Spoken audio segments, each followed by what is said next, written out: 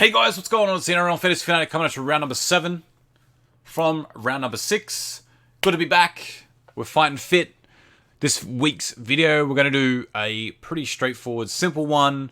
Let's talk about looping of players. We're going to talk about trades, Nathan Cleary, and how we're looking overall compared to the greater outfitter rankings. I'll make this pretty straight to the point and very simple because I think that's what this week deserves. Every NRL fantasy guide out there and videos, podcasts, I'm sure they're all saying the same thing, is that you have to bring Nathan Cleary in. Whenever I talk about fantasy with passion, I always compare it to the stock market. If I'm talking to someone at work and I'm trying to tell them about the fantasy game and I'm trying to, give them that bit of a sense of passion and get them involved in the game, want them to start, I always compare it to the stock market. Every player represents a different stock. Different stocks can pay different dividends depending upon what's going on. What are their current statuses? Do they have any big announcements? Are they going to be suspended stocks? Etc, etc. So if I compare Nathan Cleary to any stock, it'd have to be blue chip. But not only is it blue chip being the best available stock that you can possibly get, that usually has guarantees of 99%. But this particular blue stock that we're referencing is like Tesla. He is the pinnacle fantasy scorer. No matter how you see it. If I could tell you right now that I'm going to give you a whole bunch of different stock options, and they're going to be, if I could give you some stock, if we go the maximum and minimum right now, let's say Nathan Cleary blue chip, and then I give you, I don't know, penny stocks, and I could give you scenario 2, which is stocks that are in the mid. You'll most likely always tell me you want to go with stock option 1 because you're guaranteed to get a return with Nathan Cleary, and then you're offsetting that return with high risk by bringing in cash cows that are worth absolutely nothing, that have high potential but very small downfall. So for example, like a Koula, got him in at like 220, I believe. Penny stock. He can't lose much value if he doesn't do anything or if he doesn't play. I don't have my cash tied up in him necessarily because it's the lowest denomination a player you can get. Versus like having absolute mid-average stocks, right? So the reason why I think it's super important to get Cleary now is the reality is most coaches are going to be making that move. Any coach worth their salt is going to bring him in. He's the pinnacle player. He's the player that you just put the C captaincy on him and then you leave it for the rest of the season. Of course, barring injuries, suspensions, and State of Origin representative footy. But the reality is, Nathan Cleary is just that good. Like, the fact of the matter is, he's scoring ridiculous now, and he hasn't even got a try. He looks threatening to score as well in his weeks of return. He's running the ball very aggressively towards the line, and usually it takes 1 or 2 tacklers to bring him down. And every time he does that, he's shifting down into the defense because the guy marking him has to tackle him. So the guy outside him has a better chance of scoring, and he can set up more tries outside because they can't necessarily slide if that guy has to jam in and always get on to Cleary. So what that does is it gives him more try assist opportunities and than potentially any other half. The fact of the matter is the Penrith Panthers are a try-scoring machine team. He will most likely kick, 93% of those. Easy points for him to make.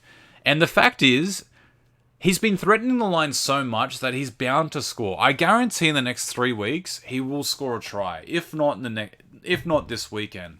He just looks so close to scoring and so hungry to get that try on his return. The other good point, and the reason why I was a little bit off him on his first or second week is that he had a high break even and he was returning from injury.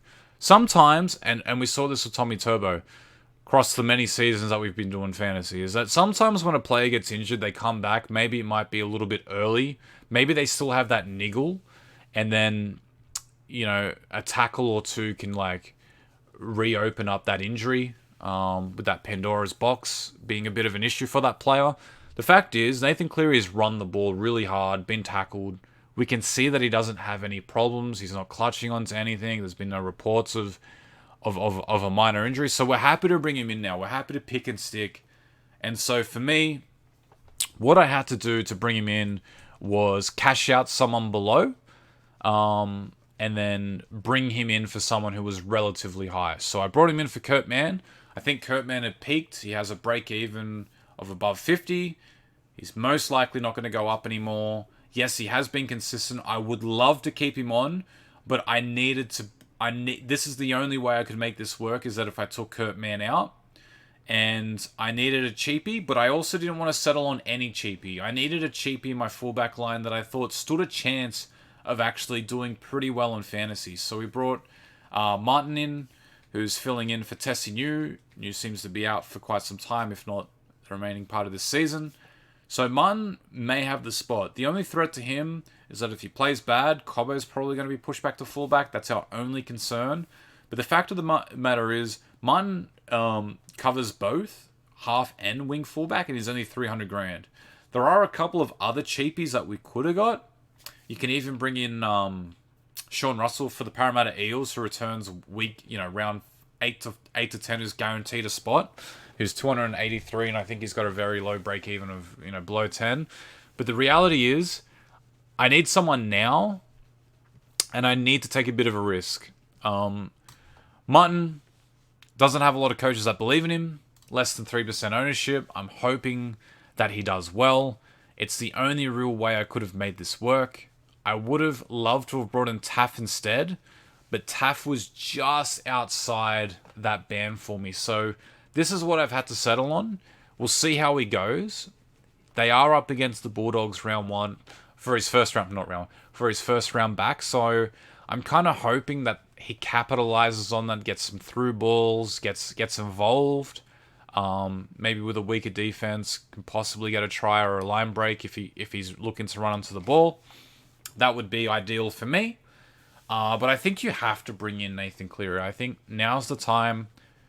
And I feel like you're going to regret it if you don't, because there's going to be 30-40%. Let's have a look. How many coaches own him right now? 24% of us have him as of right now. Now, you can wait another week. You can wait another 2 weeks.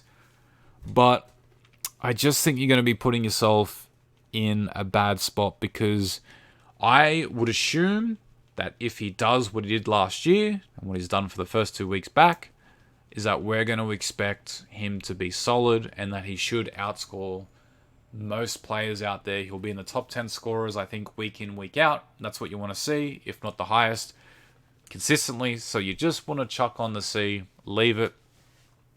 Gets rid of half of my problems. Now, that is what I'm going to do.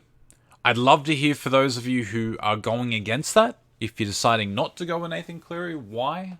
Do you think he's not going to do that well? Are you still waiting to see if he's injured? Can you just not afford him? Are you worried that you're going to be trading out too many guns for him? Are you waiting for the appropriate timing that you can afford him next week? Do you think he's not going to score that well, so he's going to go down? Is that the reason? Let me know in the chat below. Super appreciate all the comments I've been getting in the chat. It's really good. I love to respond and get a bit of banter and also a bit of discussion. Also helps me sometimes with my team think a little bit differently outside the box, and someone brings in a completely new narrative that I never thought of. So, appreciate it. I hope you all have a good week. Absolutely kill it in fantasy this week, guys, and take it easy.